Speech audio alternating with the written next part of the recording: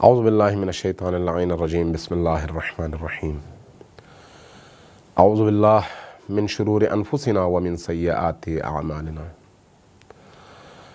قال اللہ تبارک و تعالی فی کتابہ المجید وهو اصدق القائلین وقولہ الحق بسم اللہ الرحمن الرحیم قل ما یعبأ بکم ربی لولا دعاؤکم۔ ناظرین و سامعین، دعا کے موضوع پر ایک مختصر سی نشست ہماری چل رہی تھی۔ خود دعا کے موضوع کے حوالے سے چند باتیں آپ کی خدمت میں عرض ہوئی ہیں۔ یہ بھی عرض ہوا کہ دعا کیا ہے، یہ بھی عرض ہوا کہ دعا کیوں مانگنے کا حکم ہے۔ دعا انسان اور رب کے درمیان رابطے کا سب سے مضبوط ذریعہ ہے۔ یہ ایسے ہی ہے جیسے آپ کے گھر کے بلب اور بجلی گھر کے درمیان کرنٹ ذریعہ بنتا ہے آپ کے گھر کی تاریکیوں کو نور میں تبدیل کرنے کا۔ آپ کے موبائل اور آپ کے ٹاور کے درمیان موجود سگنلز ذریعہ بنتے ہیں آپ کے موبائل کے زندہ ہونے کا اور آپ تک دوسروں کی آواز پہنچانے اور آپ کی آواز کو دوسروں تک پہنچانے کا۔ دعا اللہ تبارک و تعالیٰ سے وہ رابطہ ہے جس میں جو کچھ انسان کہتا ہے وہ ضائع نہیں ہوتا، وہ لفظ زندہ ہوتے ہیں اور اللہ کی بارگاہ میں پہنچتے ہیں۔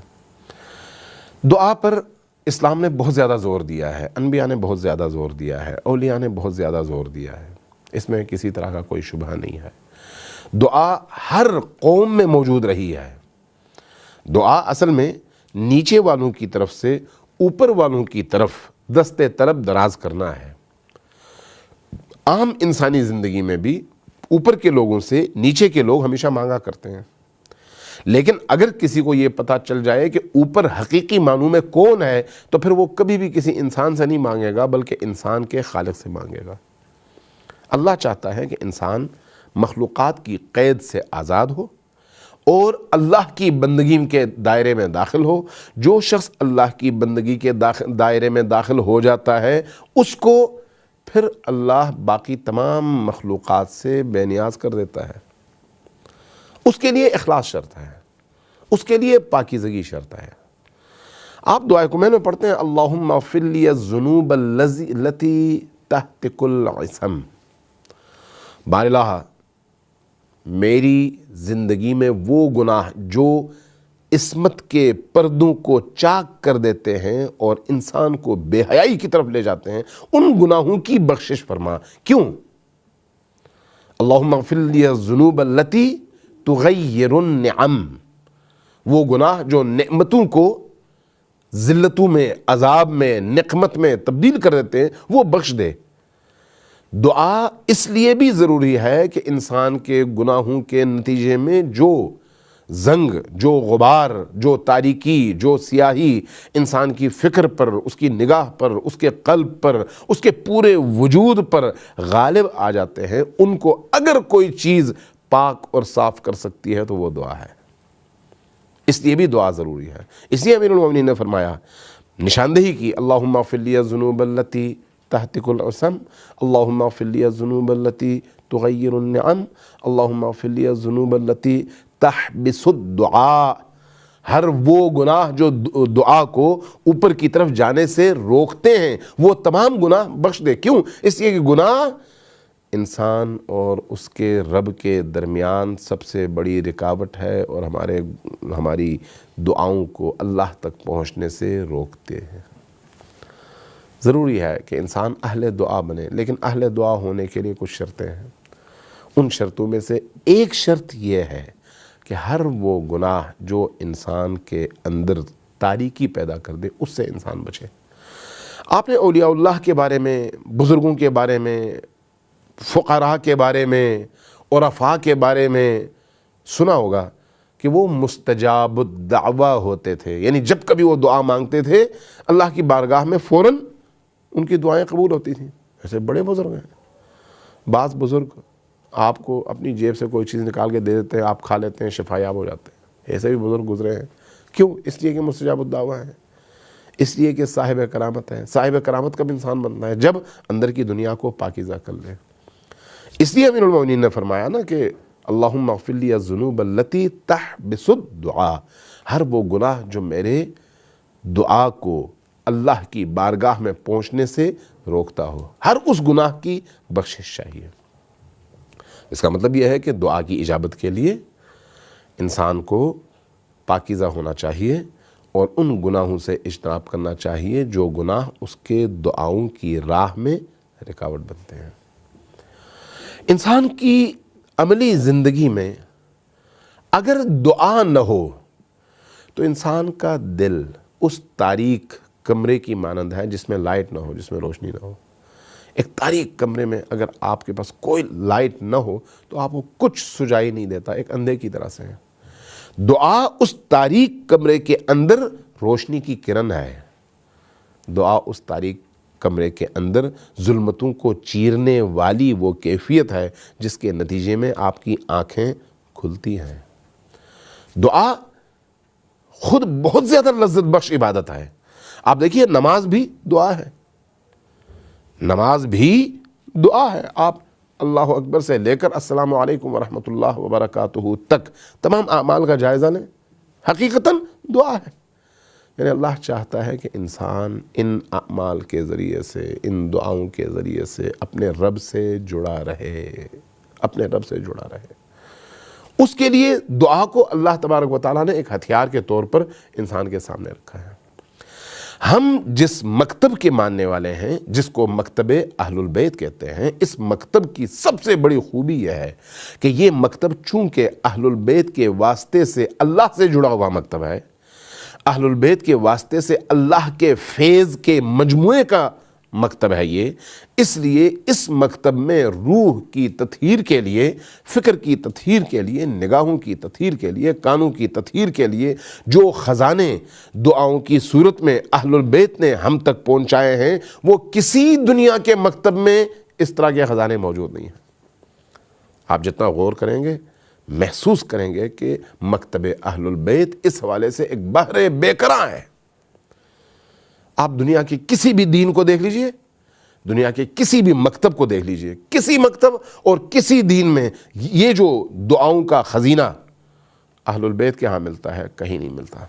اہل البیت کی دعاؤں کو دیکھیے معرفت ہے، اہل البیت کی دعاؤں کو دیکھیے گریہ ہے، اہل البیت کی دعاؤں کو دیکھیے اللہ سے راز و نیاز ہے، اہل البیت کی دعاؤں کو دیکھیے وہاں پر عشق الہی کا موجزن دریا ہے.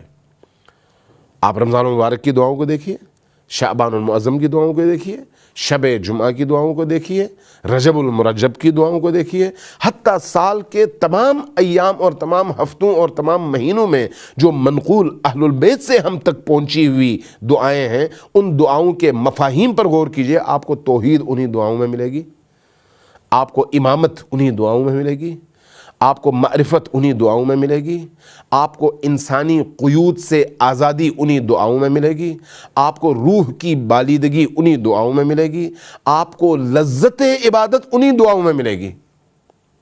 اللہ تبارک و تعالیٰ نے دعا کا جہاں پر حکم دیا وہاں پر اپنے ان اولیاء کے ذریعے سے دعاؤں کے وہ ذخیرے بھی ہم تک پہنچائے ہیں. اس لیے ان دعاؤں کی طرف توجہ ضروری ہے. دعا لفظ نہیں ہے کہ انسان چند الفاظ ادا کر دے اور اس کے بعد کہے کہ میں نے پڑھ لیا. نہیں بھئی، دعا یہ نہیں ہے. وہ ایسے ہی ہے جیسے آپ نے پورا قرآن حفظ سے پڑھ لیا ہو اور اس قرآن نے آپ پر کوئی اثر نہ کیا ہو. بطخ اگر آپ اس کو پانی میں ڈبو دیں تو وہ پانی سے نکل آئے گا، نکلنے کے بعد آپ اس کے پر کو ہاتھ لگا کر دیکھ لیں، اس کا پر کہیں سے تر نہیں ہوگا. جو انسان دعا کی روح سے آشنا نہ ہو اور صرف لفظوں پر اکتفا کر کے عبور کر جائے، وہ اس بطخ کی مانند ہے جو پانی میں ڈوب کر بھی گیلا نہیں ہوتا. دعا ڈوبنے کا اللہ کی محبت میں، اللہ کے عشق میں، اس عشق الہی، اس جذبے الہی میں ڈوبنے کا وہ مقام ہے جہاں پر جا کر انسان اپنی زندگی کو بالکل یکسر مختلف پاتا ہے. اس لیے جب انسان اللہ کی بارگاہ میں کوئی دعا پڑھتا ہے اور خصوصاً دعا اگر ائمہ سے منقول ہو تو اس دعا کے نتیجے میں اس کی روح کی کیفیت میں تبدیلی آ جاتی ہے. جب اس دعا کی کیفیت سے انسان نکل کر باہر آتا ہے تو محسوس کرتا ہے بالکل ہلکا پھلکا ہو گیا ہے. اب مادی زندگی اور مادی دنیا اس کو بہت حقیر اور بہت ہی چھوٹی لگنے لگتی ہے. کیوں؟ اس لیے کہ اس نے دعا کی اس لذت کو چکھا ہے. اس لیے جب صادقہ آل محمد سے پوچھا گیا کہ یا ابن رسول اللہ آپ یہ فرمائیے کہ ایک انسان کو کیسے پتہ چلے کہ اللہ اس سے محبت کرتا ہے یا نہیں کرتا، تو فرمایا کہ اس کو چاہیے کہ وہ دیکھے اس کی دعاؤں میں اس کو لذت ملتی ہے یا نہیں ملتی ہے. اگر دعاؤں میں لذت ملتی ہے تو سمجھ لے کہ اللہ نے اس کو اپنے گڈ بک میں لکھا ہوا ہے، اس کا نام اللہ کے گڈ بک میں شامل ہے. جس کو اللہ یہ توفیق دیتا ہے کہ دعاؤں کی لذتوں سے وہ آشنا ہو سکے، وہ اللہ کے گڈ بک میں ہے.